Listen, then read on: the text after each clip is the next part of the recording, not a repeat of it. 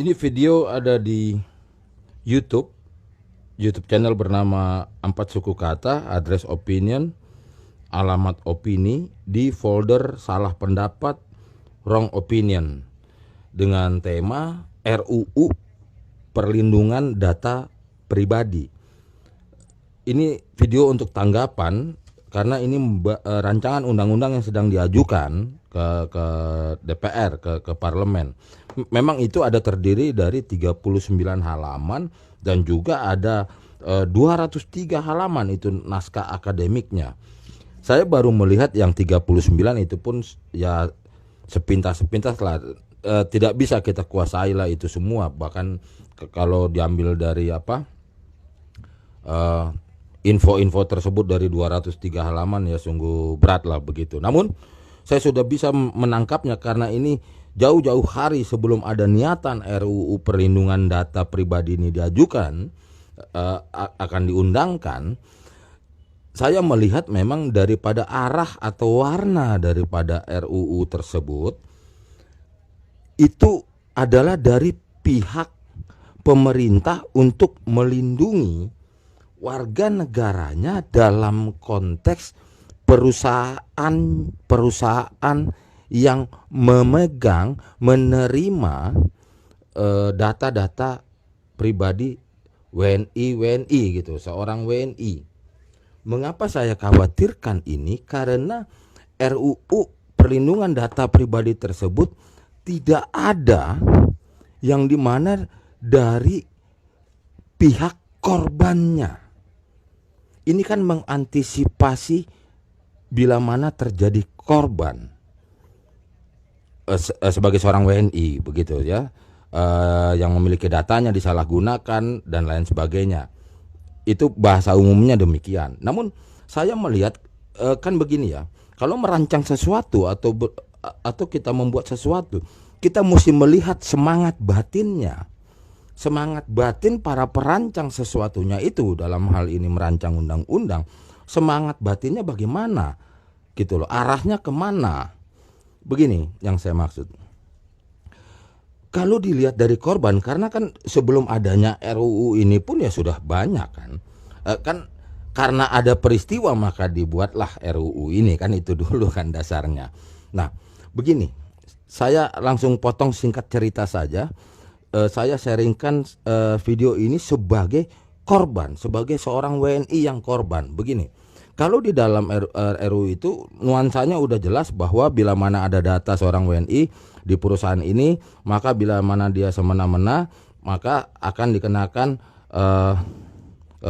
undang-undang tersebut lah ya. Apalagi dia saling oper tanpa sepengetahuan yang punya data, hal-hal yang kayak begitu ya.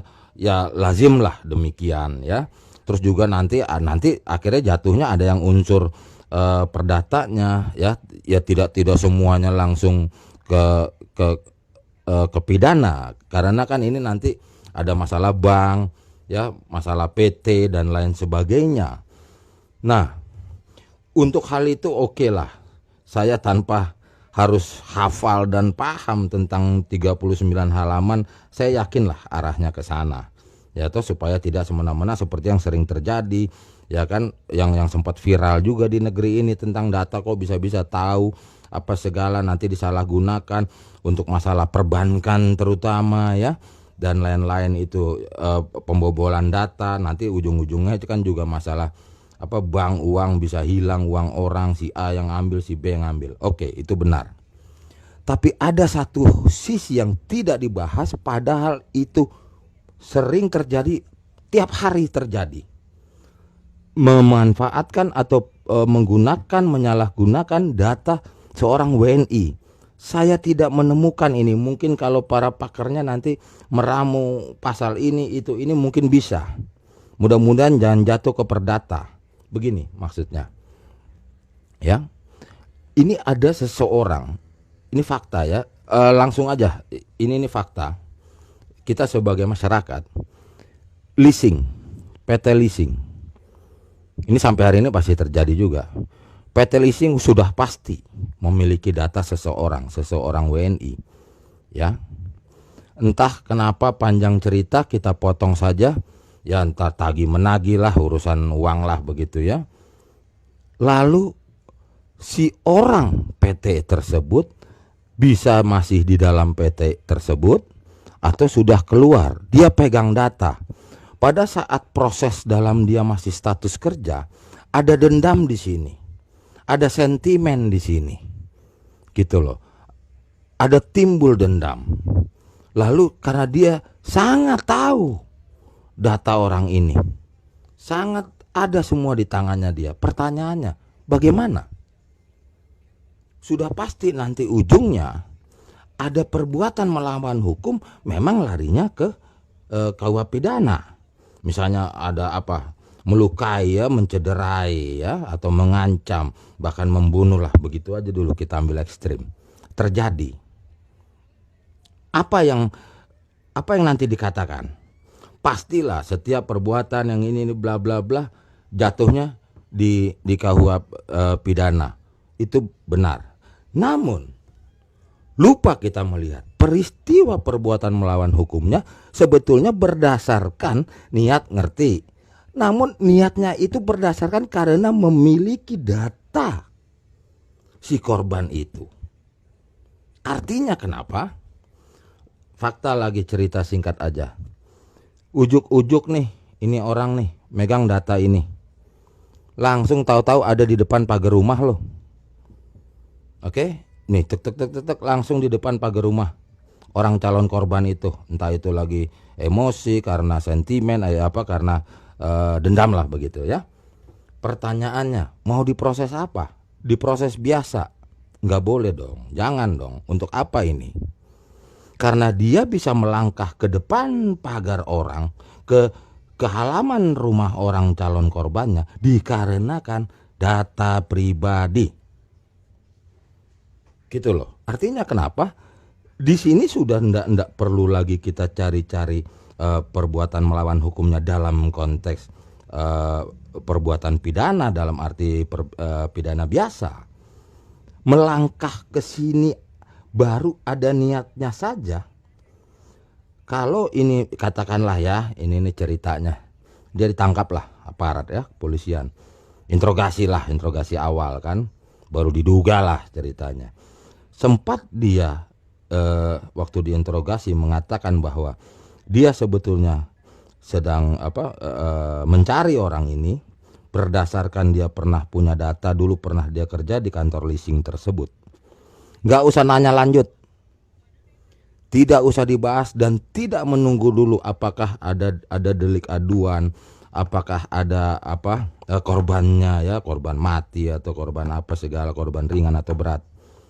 Pada saat ditemukan si orang ini melangkah menuju ke seseorang berdasarkan data pribadi bahkan lengkap, harus langsung dijerat hukum. Ini yang harus ada di dalam Undang-Undang Perlindungan Data Pribadi. Inilah sharing, inilah yang dari posisi masyarakatnya gitu loh, posisi luar, jadi bukan dari dalam gitu, RUU-nya gitu loh, rancangan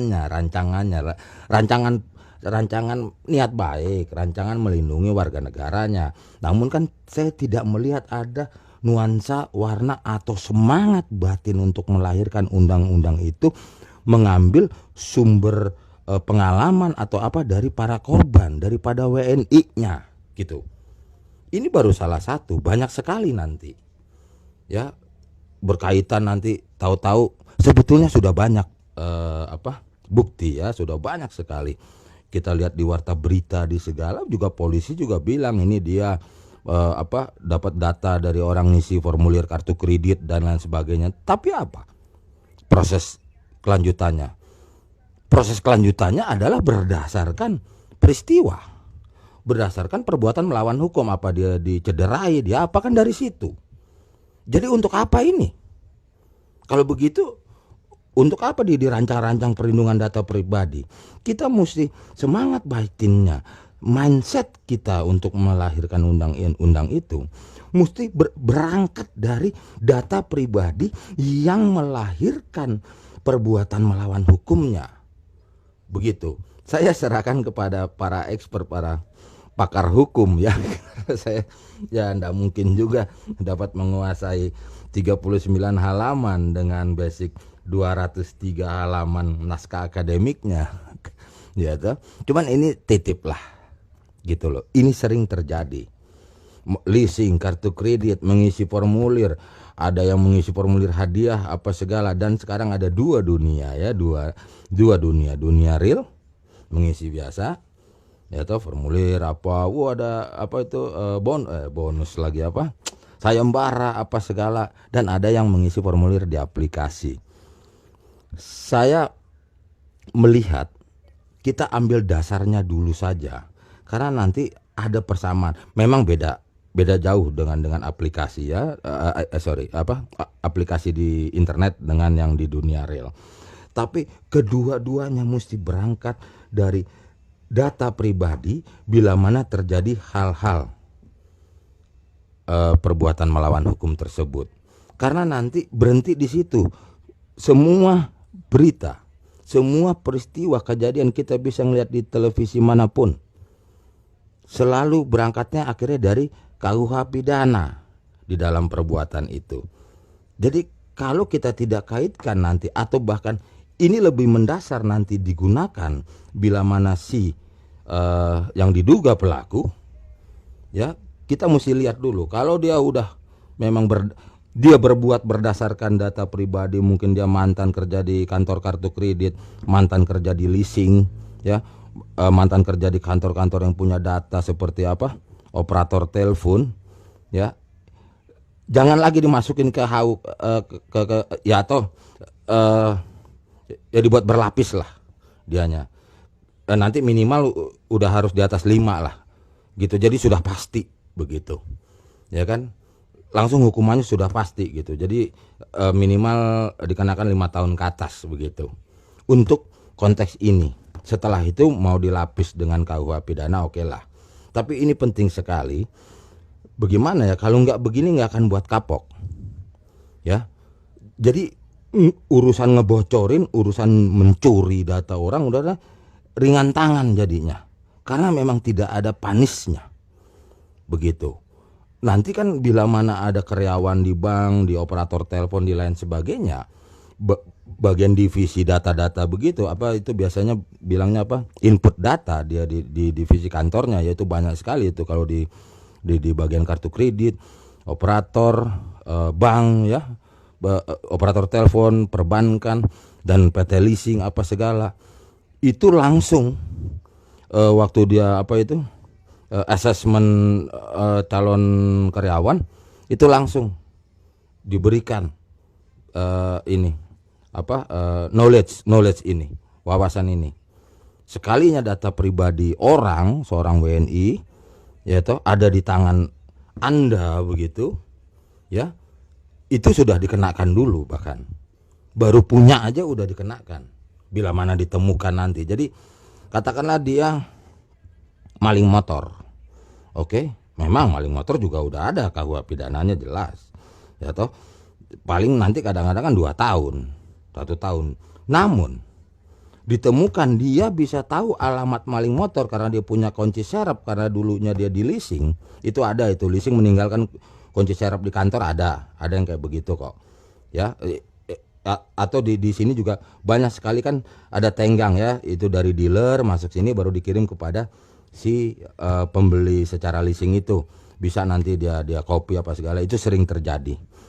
Dia tahu itu, jadi jangan dikira nyolong motor itu ntar 2 tahun 3 tahun, enggak, minimal sudah kena 5. Dari mana kenanya? Dari ini gitu loh, undang-undang perlindungan data pribadi itu gitu loh ya. Jadi saya rasa video sharing ini untuk tema RUU perlindungan data pribadi saya cut di sini aja. Nanti kalau saya lihat lagi di Google perkembangannya kemana, saya bisa tambahkan, karena sekarang sudah ada rencana di dalam awal tahun ini DPR akan mensahkan temanya sekitar 4 RUU yang mau disahkannya. Salah satunya ini. Maka itu saya langsung maka itu saya mau coba sharing, terutama ya kepada para ahli hukum negeri ini. Terima kasih atas perhatiannya. Video ini cut dulu.